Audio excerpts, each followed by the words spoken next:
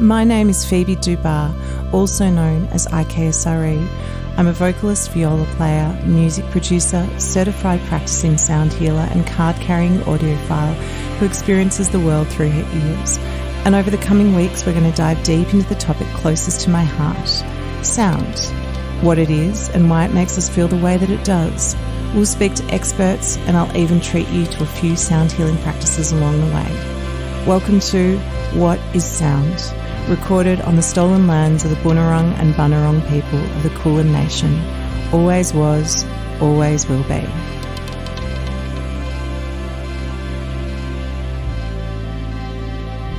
All is known in the sacredness of silence. Rumi.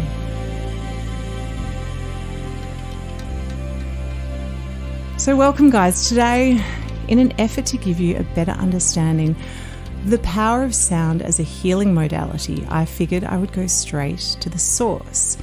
I'm so excited to introduce the man who has been responsible for the majority of my training as a sound healer. He's also training most of the world's new sound healers as well, arming them with the tools that they need to go out into the world and make a real difference. He has over 25 years experience as a therapist, coach and trainer. He runs a sound healing academy and has a busy practice in Cornwall, England. Introduce yourself to the listeners. Oh, right. Okay. Well, who are we speaking to? Who is this voice? Yeah. Well, you've got to mention my name, I think. Exactly. That's up to you. So is that deliberate? You wanted me to say, my name is Tony Neck and I'm the principal of the Sound Healing Academy. Yay, there we go. Brilliant. Welcome, Tony. And thank you so much for joining us today. No, it's a real pleasure to be here and thanks for inviting me. Thanks a lot. And I honestly, on a personal note, cannot thank you enough for the amazing training that Sound Healing Academy has given me. It's just cannot rate you guys highly enough. Everyone who sort of says to me, should I do some training? I'm like, yes, absolutely, 100%. Like, cannot recommend highly enough. Oh, you're very kind. Thank you. I'm so glad you had such a great experience. Most people do, but, it's really great to hear it. And thank you so much, Phoebe. And it's a real pleasure to be here. Yeah, it was a lot of work. I don't think I was fully anticipating quite the level of work that was involved in doing the diploma. But at the time, I remember thinking, God, how am I going to get through all of this? But at the end of it, it does really just set you up and you feel really confident to actually go out there and do your thing. Well, yeah, it's interesting that you say that because, I trained initially, like over 30 years now, in shiatsu, which is a form of energy work, body work, and so on. You may be familiar with it. It uses principles of Oriental medicine based on 5-element theory and meridians and all of that, acupressure points and all of that kind of stuff. And I did a 3-year training in that. All right. So this was part-time. It wasn't full-time, but it was part-time. But, really I had to do, as part of that training, 1 or 2 practice sessions a week for 3 years. And I had to write case studies. And I also had 1 weekend a month training, in-person training for that. And then there was like a 5-day residential at the end. I had to take exams, all of that. That was my experience initially as I entered the field of complementary medicine. And I found that to be a very professional training program. And so when we offer a professional training course in sound healing that lasts essentially, when you put our level 1 and our level 2 together, for 15 months, that's less than half the time that I spent learning to be a shiatsu practitioner. And involves far less work. And so I think that it is a bit time consuming. It does require a lot of focus and a lot of energy, but it's all relative, Exactly. And I think that it's a good standard. I think it does set people up with the right kind of knowledge, training, experience and confidence and the skills to do it one-on-one and in groups and that kind of thing. But it's not as long and as in depth as some other forms of training. No, God, and no. So I think it's all relative, So, yeah, but at the same time, it's not like just turn up for a weekend and become a certified sound healing practitioner. No. We are now actually, in many different ways, counted as being the number one global sound healing training organization, because, for many reasons, we've got trainers and teachers in lots of different countries operating, running our courses and things, as well as an online program. And when you mentioned that we're probably training most people, we are at this higher level in terms of sound healing training. There's a lot of trainers out there doing sound healing training, and then don't do it as in depth, and they don't do it as professionally as us. No, this is the thing. And so, we are trying to set fairly high standards here, because it, in my view, it is something that can be so incredibly powerful as a healing modality. And we're drawing on the experience ultimately of people over thousands of years, who've been working with healing sounds in various ways, not only for like physical healing and emotional healing, but also for transformation, for evolution, for a kind of like spiritual transformation and evolution as well. And so all of these elements, we're trying to integrate that into the form of sound healing that we teach. And alongside that, bring in the best of Western science and Western understanding of health and wellness and medicine, essentially, and integrating all of that into a new process. And that's what we call integral sound healing, as really the form that we teach and that we practice. It's like with yoga over the past 30 years or so, there's, when I first started coming into contact with yoga, and I used to do a bit of practice, although I wouldn't call myself a teacher or particularly an in-depth yoga practitioner anyway. But, when I first started, it was like, there weren't that many known forms of yoga. It was basically Iyengar or Hatha, and then kind of like Kundalini kind of came in a little bit after that. But now, how many different forms of yoga are there being promoted, right? So many. You've got yin yoga, you've got hammock yoga, you've got goat yoga, you've got so many different types. And it's a bit like that with sound healing, as it's been around now in this kind of current form in the West for maybe 30, 40 years, growing in popularity. And I think people are starting to develop their own approach and specialisms within that. And so when we talk about integral sound healing, that is the form and our approach that we really major on. And it's different from it's unique and different from what other people may offer. Wow, you guys are doing an absolutely amazing job of it. And I can speak from personal experience on that. And I know that the other people that I've spoken to who have also completed the full certification have all said exactly the same thing as well too. Just how well equipped they feel at the end of it. It is wonderful. We will circle back on that, but one thing I did want to just ask you, which is something that I ask everybody as the first question before we sort of get going, which is a question that I really love hearing all the different responses to, and I've asked a bunch of very well-renowned practitioners, but also kids as well to this question, and the answer just always makes me smile. Tony, to you, what is sound?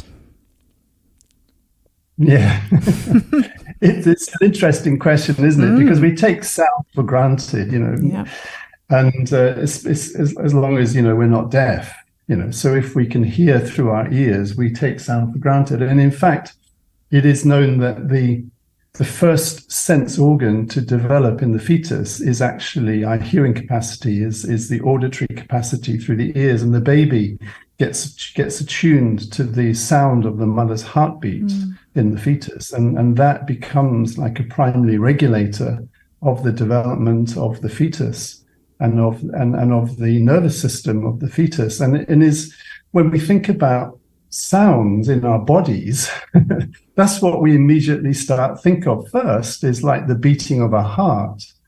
And so when I think of sound, it is an embodied thing for me. It is something that I hear not only through my ears, but that I experience through my body, through my skin, through my tissues, through my bones, and And I also experience it in this inner way as my heartbeat. And as, it's almost like I can almost like hear the quality of my nervous system. Wow. And so sound is basically a kind of a mechanical form of energy, which is the result of cells vibrating, essentially. And so in terms of us as human beings, we can receive sound through our ears and through our bodies, through our tissues, as these vibrational patterns that we receive from the external world created by nature and, by instruments and people singing and that kind of thing. But it's also our actual bodies emit sounds as well, so that in the form of, and all of this, in physics is known as phonon energy, right? Light energy, electromagnetic energy is different from that. That is known as photon energy. And a lot of healing is ultimately a form of electromagnetic healing and electromagnetic energy, light energy work. What we're talking about is something related to that, but different. Sound is different from light, right? Both of them are vibrational forms of medicine, but sound is different from light, right? It is phonon as opposed to photon based. But both forms, so when we talk about looking at the aura, that is a way of looking at the photon energy, the colors of our subtle energy body. I believe, and there is some scientific basis to this, that alongside the light energy body, there is also a biosound energy body, right? Which operates in a similar way, but is different. And that, so our bodies are emitting are emitting sound energy and also receiving it. So it's like a two-way process. And that what we can do is that we can use sound itself, so like instruments or our voice, to actually detect patterns of the sound energy that a person's body is emitting naturally. And in that process, we can detect imbalances in the sound system, in the sound energy field, in the biosound field. And we can then use the vibrations of sound to bring the imbalances in that system back into balance. And in doing that, we can restore and reactivate the body's natural healing abilities. That is how sound healing works. That is a really beautiful way to put it as well too, because the idea of an aura being the visual representation, but then that idea that there is that sound body, that equivalent sound body. Yeah, exactly. Yeah. Makes... I mean, of course, you can't really show that on a graph, or no. And you can't put it on a video because it's not something that is a visual product. It's a sound product. So it's something that you experience through your ears and through your bodies.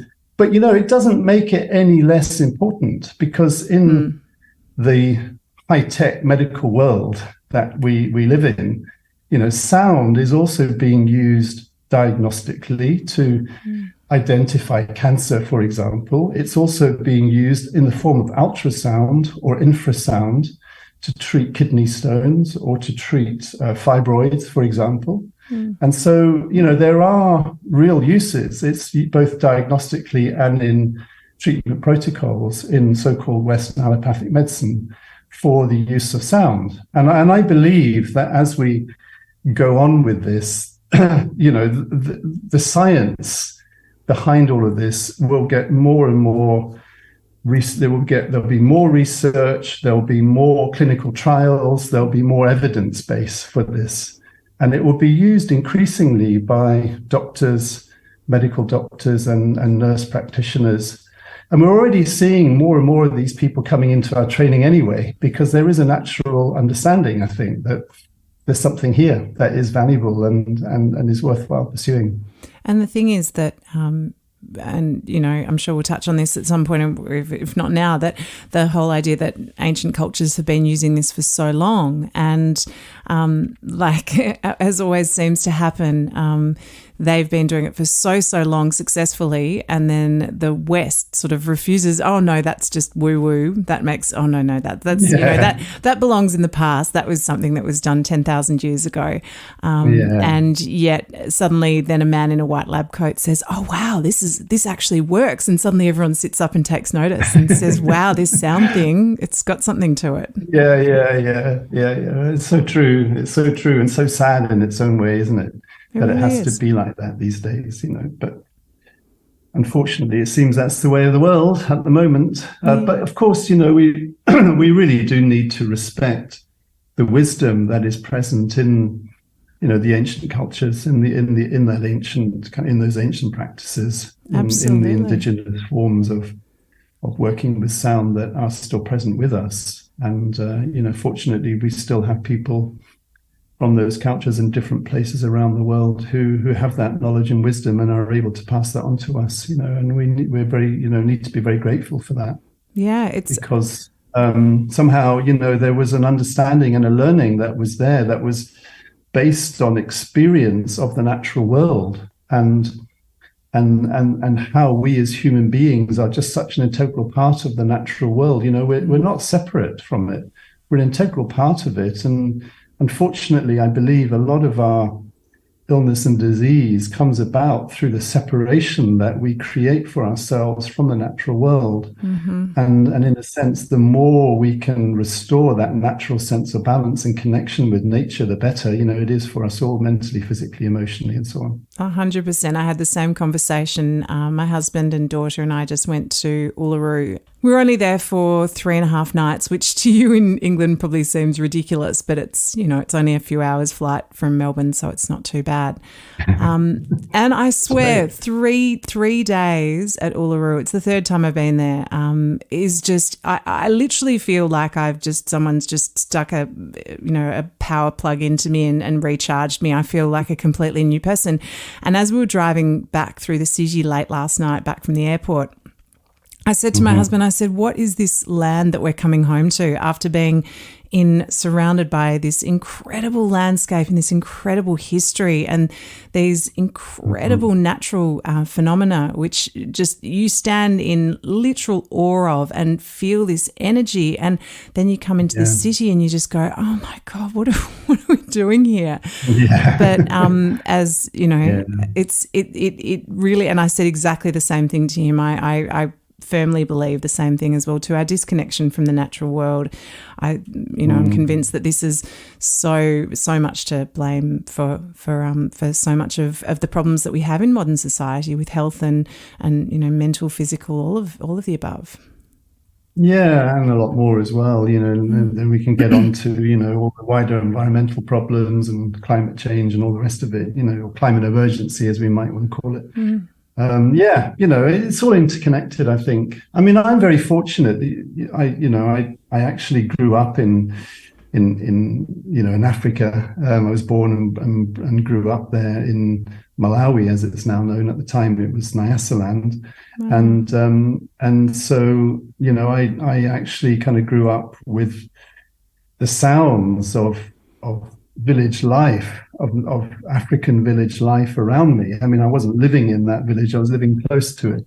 And so some of my earliest memories are of, you know, the drumming circles that took place around fires, you know, in the villages. And I, you know, and this, that somehow created a spark in me, I think, which I'm still honoring, still exploring and honoring, I would say. That's amazing. Thank you for sharing that. Very, very powerful. Very powerful. It's that community and that connection and taking it right back to the basics of human connection, isn't it?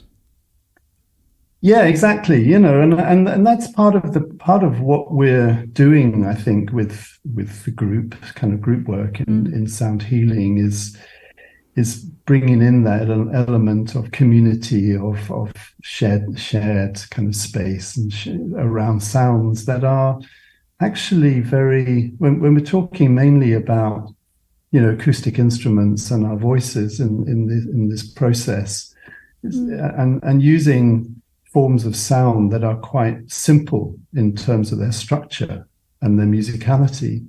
It's very easy for people to absorb this and to feel peaceful and at ease. And what we know from the man in the white coat, the Polyvagal Theory of Stephen Porges, is that for a lot of people, they, unfortunately, through all this separation and disconnection, there's a lot of trauma around for people. And early life trauma is a very powerful influencer in our lives, not only emotionally and mentally, but also physically. And so later in life, that trauma which gets stuck and embedded creates patterns of imbalance in our nervous system, which lead to other imbalances in our system and other forms of health and ill health and disease. And the understanding of that, and in terms of the science of the autonomic nervous system, as researched and taught by Stephen Porges and other colleagues, is that safety is actually the prime ingredient for healing trauma. And so when we do the sound healing one-on-one and in groups, that's the first ingredient we need to really pay attention to is the safety of the space, the safety of the sounds, the safety in the connection that we establish, between the people who are there. And that's so fundamental.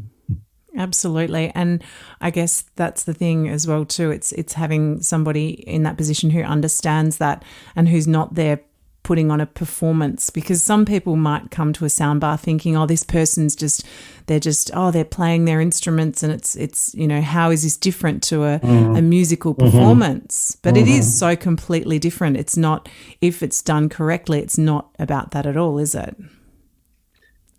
Absolutely. And you're a musician and you really understand this, and Phoebe, you really get this, and that's fantastic. And it's so wonderful to hear you say that, because it's also, I think that, and another way of putting it, I think, is that, if you go and see a musical performance, like a band or something, it's like, it's more like you're there to have an experience of an event, okay, like a one-off event, and you want to have the rush of emotion or whatever that's associated with the music of that band or that performer and so on. But sound healing, as I see it in its truest sense, is not an event. It's not an experience of an event. It's a process that takes place that we can participate in, right? Both the people who are offering the sounds, who are creating the sounds in that sense, and for the people who are receiving them and engaging with them, with the sounds. And it's a whole, it's a participatory process that everyone's involved in. And it involves a lot more than just the sounds, than playing the instruments. So another key ingredient is the intention that, we bring to it, both as the people so-called creating the sounds, as well as the people who were there. And so paying attention to that, paying attention to these aspects, say, of polyvagal theory, the safety, all these other ingredients, these are all important factors. And one of the things that can get in the way of this effective process, this effective healing process, is the ego of the sound healer, as we might say. All right. So if you are a very accomplished musician, singer, songwriter, whatever, and DJ, whatever it might be, and you've got a great following, and you think, hey, I'm a multi-instrumentalist, I can go and play these simple instruments, no problem, and create this great show and do all these wonderful techniques on the handpan or whatever it might be, it's like, yeah, it can sound really great and people can have a great experience as if they went to see a band, but it's not necessarily very good sound healing. No, it's completely different. Because I do both. I do performances. I play my music, which is ambient, neoclassical vibe, and it has elements of sound healing, of course. You know, I sample my shruti box, I sample my crystal bowls, I sample my rav drum. They all go into the music. However, when I do a performance of my music, that is totally different. That is me performing my songs versus a sound bath. It's a completely different thing. Completely different really thing. Is. But, you know, having said that, you know, people like you as musicians and so on, you know, often can make really, really good sound healers because you've got the musical understanding and knowledge and experience. As long as you can separate the two out and actually go, it's not a performance, it's not you have to be, you have to change what you're doing. I mean, look, as a performer, I would, you know, often change what I was playing based on the crowd and, this person's not liking, you know, this isn't going down well, let's change it up and stuff. But it's totally different to that. It's feeling the energy of the group and actually working with that and actually having that intention for it to be about the group and not about you performing for the group. I think that's what it is. Yeah, that's the key. That's the key difference, isn't it? Yeah. And it's about being highly receptive. I mean, of course, you were saying even as the performer in your new normal music, you're looking at the response of the audience to what you're playing. And then you maybe mix up, you know, whatever the playlist is that you've got in your mind and so on, and you might change it. But, you know, or even play your songs differently or sing slightly differently. You know, you can do all of that, can't you? But it's like, but you take that to another level with the sound healing work, because you need to be highly receptive, as you said, to the energy of the people in the room and the group that's there. And, you know, it's often said, isn't it, that, you know, what is music? Well, music is a mixture of sound and silence. So, and then... But in sound healing, the integral sound healing that we teach is that the silence is just as important as the sound, you know, and how much time and energy how much space do we provide for generally in a sound bath or in a sound treatment to the silence? You know, if you go to a sound bath, by most people, I bet there isn't much silence. Maybe a little bit at the beginning and a little bit at the end. But you know, silence, as I see it, is really the language of spirit, right? And if we're not healing our relationship to spirit in the sound healing process, then we're missing a whole dimension of healing, of the healing process. And unless we actually give space to the silence alongside the sounds, we're missing that dimension of it. All right. And that is really fundamental. In a way, it's quite basic, isn't it? It's like, okay, spirit, silence, well, let's have a lot of silence. But most people don't do it. No. You know, they just don't do it in the sound baths. Absolutely. And yet my personal feedback that I've had and what I get from others is that when you allow that to be there, it's like, wow, how powerful that is. You know? Absolutely. Absolutely. And the same thing happened with a sound bath with me a couple of weeks ago. I actually purposefully at one point made extra silence at one point about halfway through, because I felt this is going to be more powerful than actually playing something, and also allowing the sounds to taper off. My morning mantra practice recently, I do mantra every morning, and my morning mantra practice recently I've gravitated towards using one of my Himalayan bowls. And I love at the end actually just allowing the sound just to completely dissipate, and you just go somewhere completely new in allowing that sound to get tinier and tinier and tinier until there's absolutely nothing. It's so powerful. And it's the same with mantra as well. You know, you do a loud repetition, a quieter repetition, and then a silent repetition. And the silent repetition is the most powerful by far. Yeah. There you go. You go. It's just another way of looking at it. And then also, you know, you take that a little bit further, that kind of metaphor or way of thinking, and you talk about Nada Yoga, right? In its true sense, as I understand it, is that you take that that inner mantra, and then you even let that go, and then you then start to hear the inner sounds that are naturally occurring. That is the natural sound of our being. Wow. Is the nada yoga, the anahata yoga, the anahata sound, the unspoken sound and the unsounded sound. It's like, that is all there. And if we're still enough and quiet enough, then we can touch in with that sacred sound current that actually connects us to our divine, to our divine essence. And so, that's also an aspect of our being that I think we need to be encouraging and being aware of, and to facilitate our ability to be still and quiet enough to be able to hear those sounds, which can be, in my experience, so incredibly blissful and so incredibly beautiful that it's like, well, why would I want to be anywhere else when I've got that going? And that's the thing, going back to this modern world as well too, there is so much. We are bombarded with sounds 24/7, constantly.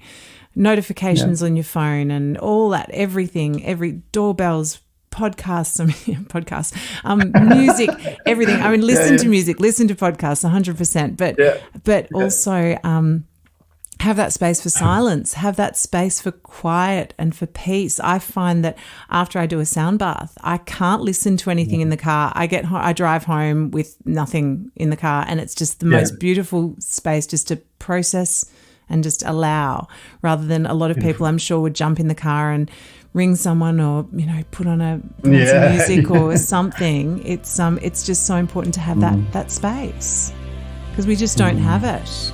We don't have it in this modern world. Yeah, it's true. Yeah.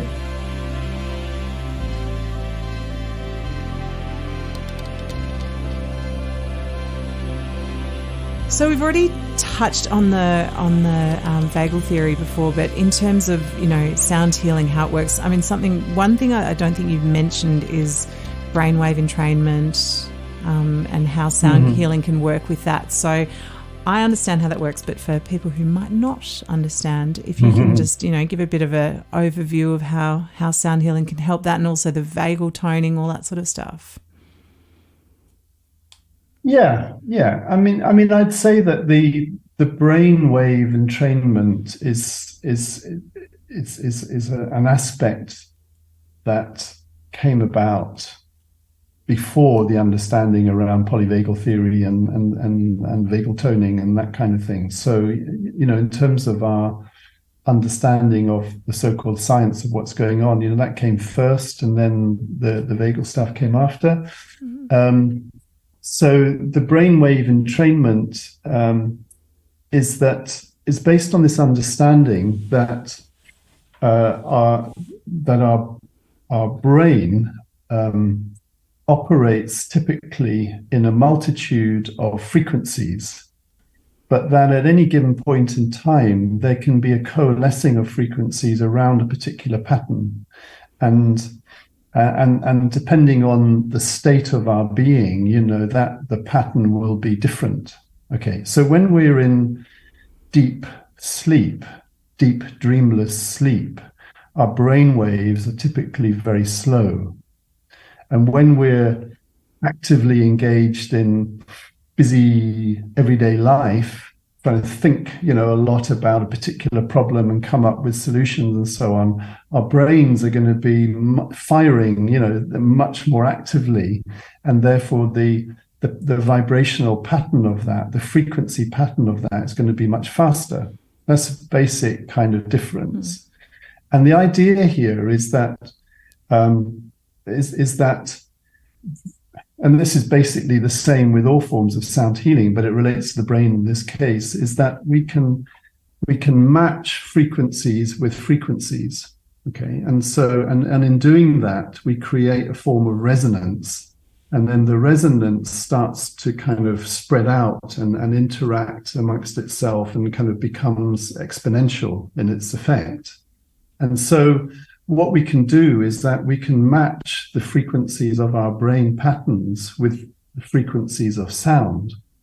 And then we can then use the sound, the vibrations of the sound, of the acoustic sounds, to then influence the brainwave patterns. So that if we want to kind of calm down, essentially, from a very active brainwave state, and we want to get into a frequency pattern that is, technically known as something called theta state, which is a slower state, which is very conducive to healing generally, then, we can introduce sounds that can help to calm down from a more anxious, nervous state, a busy mind state, to something that is calmer. And in doing that, we can then create the conditions for the body's self-healing mechanisms to kind of like kick in and become more active again. Amazing. So that's essentially what's going on there with brainwave entrainment. Amazing. And the vagus nerve as well too?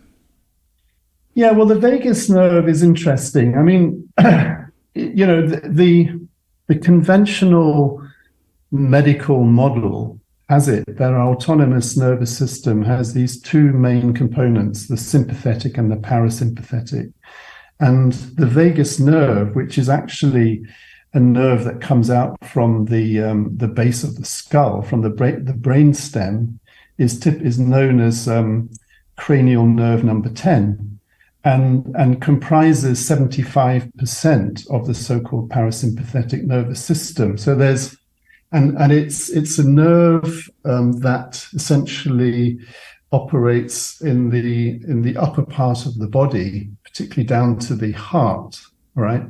And then there's another nerve complex, another nerve plexus around our sacrum, which basically forms the other 25% of the parasympathetic system. So we can work with sounds like the vibrations of, say, tuning forks or singing bowls, or even toning into and around the sacrum, and we can activate more the parasympathetic nervous system in that area. But the vagus nerve, being 75% of the parasympathetic system, is one that is the most obviously going to have the most effect if we want to activate the so-called parasympathetic. So parasympathetic is connected up with rest and digest. So it's the kind of the calm healing mechanism, and sympathetic is more the fight and flight mechanism in our body. And really what we want is an autonomic nervous system, which accounts for it actually directly controls all of the main organ functioning in our bodies. So like our heart, all the digestive organs, primarily, and our lung function as well is affected by that. And so the quality of our autonomic nervous system has a massive impact in terms of our health and well-being. And if we have a dysregulation in our autonomic nervous system, then that is a fundamental basis for disease and ill health, mentally, physically, emotionally, and so on. And so what we now understand from polyvagal theory is that it's a bit more of a subtle distinction about what's going on with the autonomic nervous system. And so there is this aspect of it, the vagus nerve in this theory, in this approach, is actually divided into two parts. There's really one part, it's got very technical terms, but I just want to keep it simple. One is more related to what's an upper part and a lower part.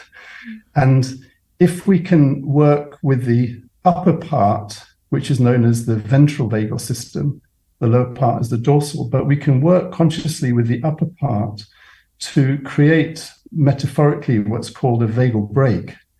And by introducing a vagal brake into the system, we can not only diminish the effect of the sympathetic, the fight or flight, the kind of nervous response that's there. And we can also diminish a freeze that can occur when we're overloaded and we just go into shutdown. All right. So by toning the vagus nerve, we bring about greater regulation in our autonomic nervous system. We introduce the capacity to break these patterns from the past, and also to bring about greater kind of control and ease to interact with the world again, not only with people, but also with the natural world as well. So vagal toning is really fundamental. And the more it's done, the more effective it becomes. It's not just a one-off thing. And so we can use the vagal toning. We can do that by using sound, because the vagus nerve, it goes very close to our vocal cords in particular. So we can use vocal toning very effectively for that. We can also put tuning forks, in certain places around our neck, which also create vagal toning. There's other things we can do as well. But, sound healing can be really effective in this process. Absolutely. And going back to mantra as well too, obviously mantra is so integral in that as well too. And I always encourage people to sing mantra and not be caught up with this whole, I'm not a singer, I don't have a good voice. It's like it actually doesn't matter. As long as you're generating sound within yourself, you're doing yourself good. That's the thing. Yeah, no, absolutely. And I think what's important to understand there is that it's not just this, but it does relate to breathing patterns as well. Okay. So what's known is that when we breathe in, typically we stimulate the sympathetic aspect of our nervous system. And when we breathe out, we're typically stimulating or reinforcing the parasympathetic or the vagal toning, And so when we're singing or chanting mantras, then we take an in-breath and then we extending, the out-breath essentially as we sing and chant. And so by extending the out-breath, we're actually placing greater emphasis on the parasympathetic, on the vagal toning. And so that's naturally occurring as we do that. And so, that's why singing, chanting is one of the reasons why it's so powerful and effective in this sense.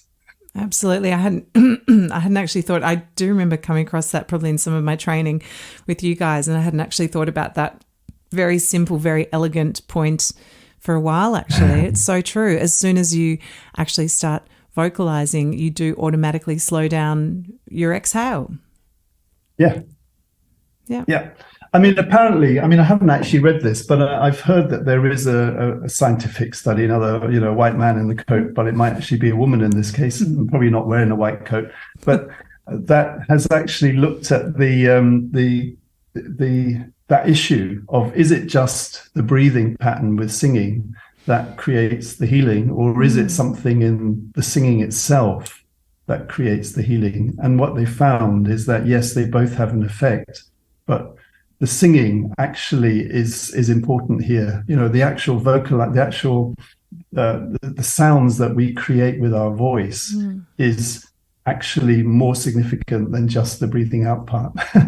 Yeah. So, it's kind of important to have both happening, really. And it's not just about extending your breathing. So you breathe in for a count of 4 and you breathe out for the count of 6. That's a breathing pattern that will actually calm you down.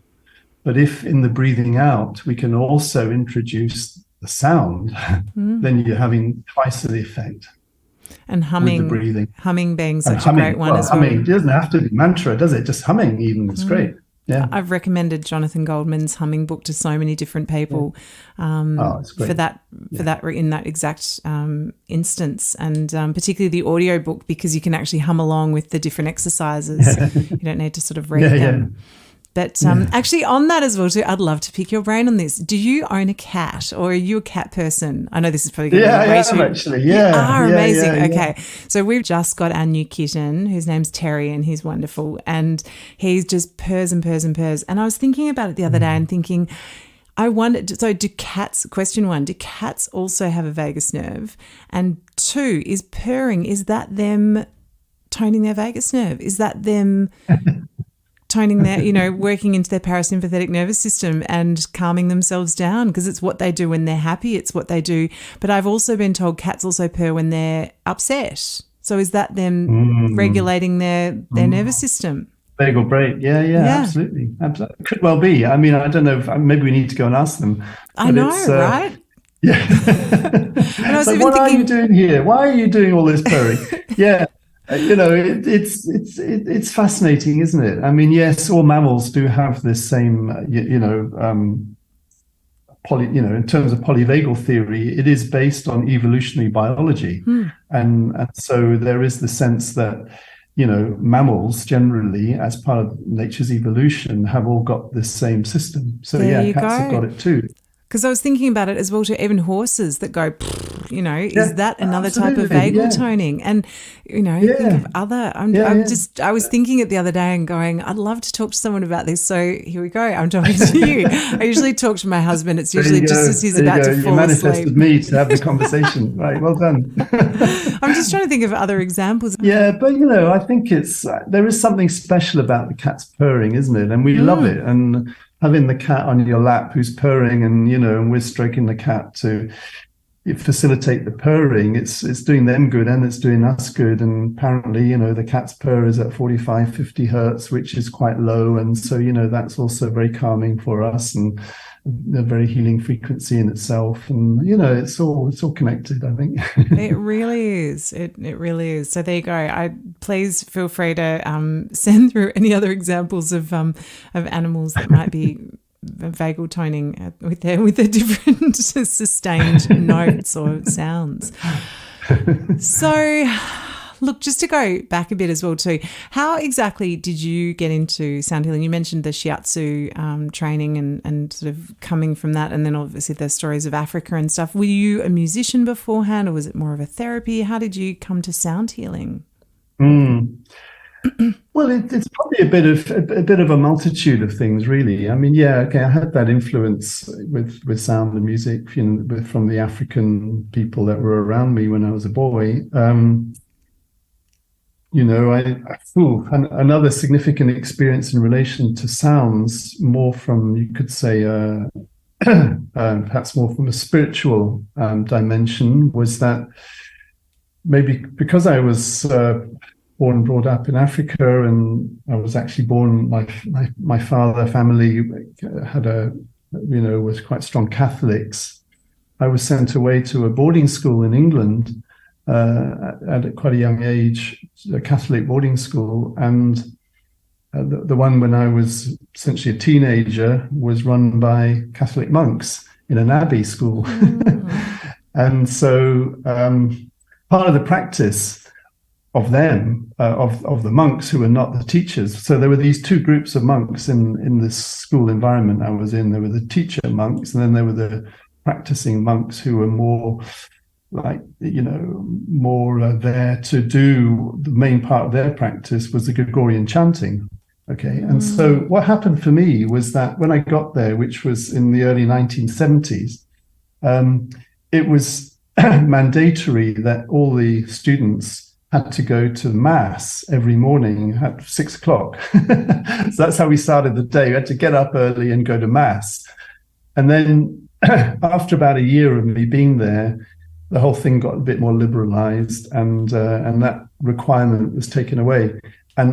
But I got so much benefit, I found, from going into the abbey where the mass was held, that I voluntarily got up to go there every day on my own account. And by this time, it was no longer like 600 people in the abbey. It was like me and one other student and a priest, one of the monks, in a side chapel. And, I would say I had a really strong connection with, in Catholic terms, in Christian terms, it's called God, but, it's source energy as I see it now. And it's the divine. I had a really strong connection. And I think that some of these monks kind of recognized that, and they invited me a bit more into their world. And so I got this whole experience of Gregorian chant and the effects of that at quite a young age. And then I entered into the school choir, basically. And so we sang quite a lot of what is now called sacred music, but it's basically the Christian psalms and hymns and all of that. And so that was pretty important. But then when I went to university, I then got introduced to Buddhist monks, and I then kind of like threw myself more into the whole kind of like Buddhist practices, which to me, the bit that had the biggest effect was the chanting of the mantras. And then the silence that followed the chanting. And it was in the silence again that I had the most profound experiences. So, I would go on retreats and all of that, So now I was like in my early 20s, and so, that's in terms of age. And so those were quite formative experiences for me, I think. But then when I started to get really interested in therapy and healing, I think as a result of all of that, because I think I became very sensitive to the suffering of people and the destruction of life on this planet. Even, now in the 1970s, environmentalism started to really take off. And I kind of really got into that. And so focusing my attention more on trying to do something positive to help people suffering became important to me. And so that's when I entered into the shiatsu. Initially, I was attracted by the concept or the idea of Zen shiatsu, right? And so, which is a form of shiatsu that is very, paying attention to a lot of the kind of like the Zen quality there. And so that's how I got into it. And, so I suppose I kind of, grew up with those kind of influences. And then a few other things kind of happened. I carried on. I'm more of a singer than a musician, I would say. But, I do have played a variety. I suppose I'm more on the rhythm side, the drumming side than anything else, if I was to focus my attention on instruments. But, I found it fairly easy to pick up these sound healing instruments. I mean, I actually did a sound healing practitioner training myself with the Colour of Sound Institute, which is the original name for the Sound Healing Academy. It was formed in 2003 by Rachel Bennett, and I trained with her soon after she formed, and did my whole practitioner training with her.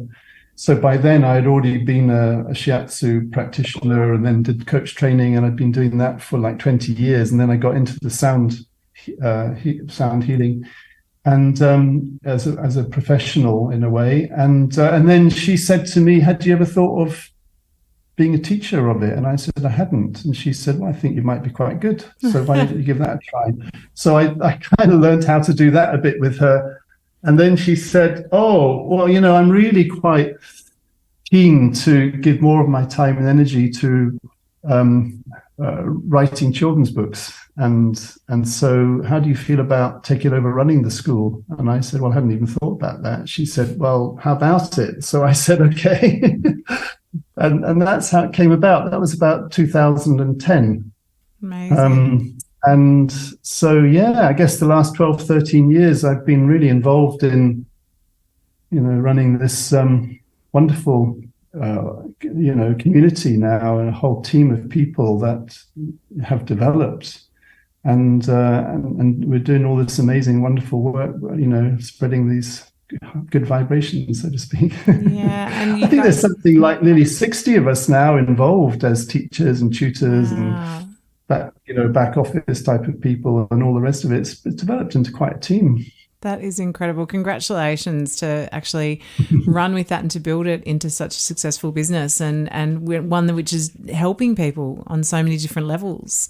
It's incredible. So hats off. So in terms of what you guys offer, I mean, I already know what you offer, but in short, I mean, you've obviously got the online courses, the workshops as well too. Where do the workshops actually run? Australia, clearly, as well. England, I'm assuming. Yeah. I mean, I think our three main countries where we're operating is Australia, UK, so that includes Scotland as well as England and Wales and so on. But it's and also the America, the USA. And so those are the three main countries. So, I mean, even in Australia, I don't know exactly, who's going to listen to this, but in Australia, we're operating in most of the major cities, basically, and locations and wonderful locations like Byron Bay and so on.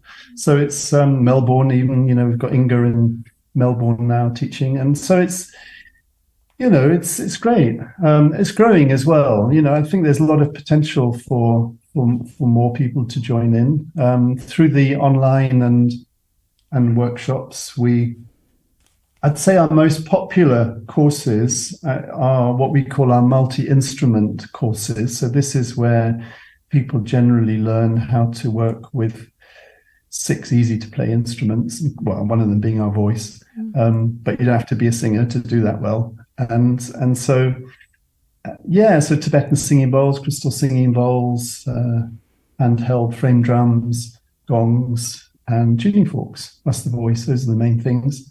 There are ancillary instruments that support that we get into as well. And we do that at different levels. So level 1 and level 2. Level 2 is more the practitioner diploma. Level 1 is more the foundation and introduction to it. But we also then offer the more specialist training. If you want to dive into one of those instruments in more depth, then you can do that, both workshops and online as well. So those are more like masterclasses, you could say, that are there and available for people.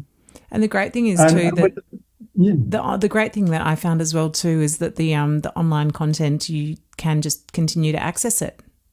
So you can go back and actually rehash it. Like, for example, if you don't use a particular instrument for a while, and then you can actually go back and sort of look into it as well too and continue. Yeah, that's a really good way of thinking about it. Yes, it is. Ongoing. Even with the workshop training, you get access to all the online content that's there. And I can't remember how many hours I'd spent recording all this stuff, but having run all these workshops myself for many years, basically, I became aware that just to help to make it more accessible for people and to reinforce the learning that people are getting and the experience that people are getting in the workshops, it'd be really helpful to have online videos, basically, and other resources to reinforce all of that and to make it more accessible. And so, created I don't know how many hundreds of videos, content, across all of these platforms, probably, getting close to 1,000 videos now.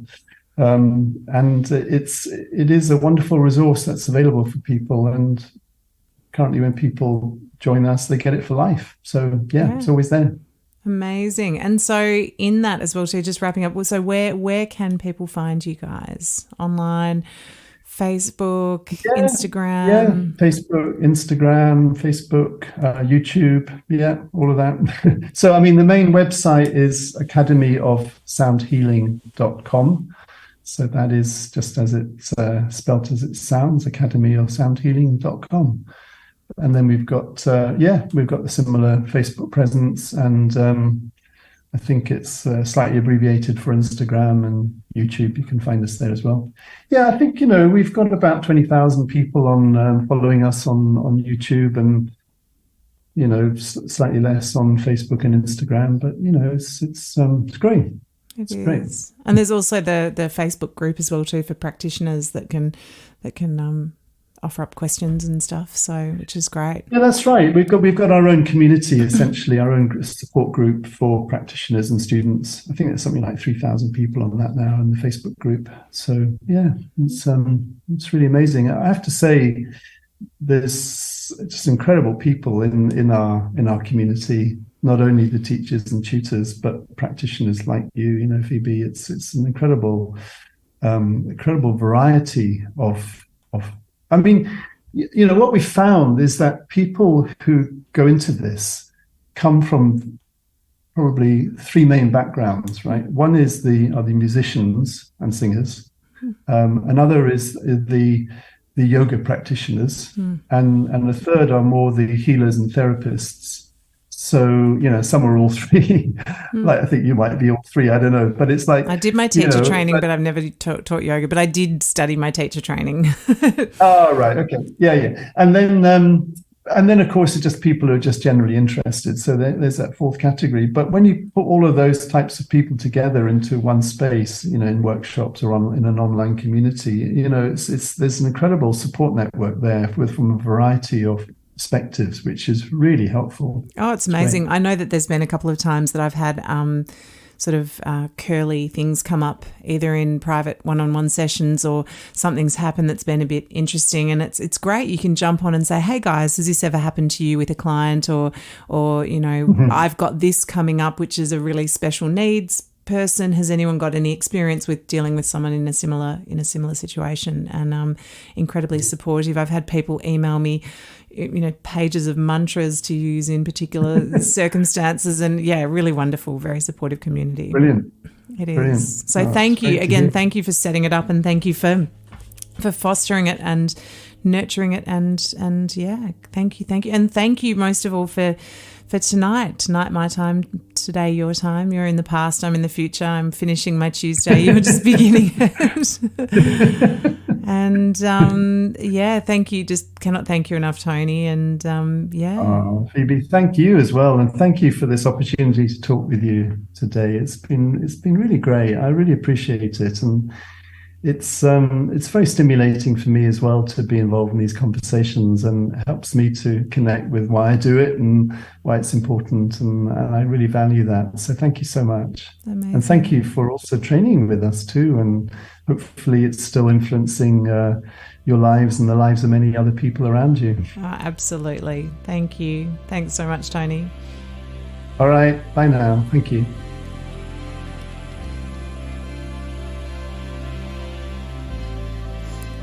I hope you all enjoyed this week's episode and a deep dive into the world of sound healing with the principal of the Sound Healing Academy, Tony Neck. As always, if you enjoyed this week's episode, please share it with those that you love, and don't forget to follow it and rate it as well. And I'm not seeking financial gain from this podcast, but if you do feel like showing your appreciation, please direct it to a non-profit instead. This week I asked Tony who he would like this week's charity to be, and his selection was Music for Good. They can be found at musicforgood.uk. Based in Cornwall, they believe in the positive and life-changing powers of music, and believe that people of all ages, circumstances or backgrounds should be able to grow, live well and reach their potential. I hope you'll join me next week when we speak to an absolute legend in the field of sound healing. It was a really wonderful chat, which goes off on quite a different tangent to one that I have with Tony today, so I hope you'll join me. Meanwhile, keep your ears and hearts open.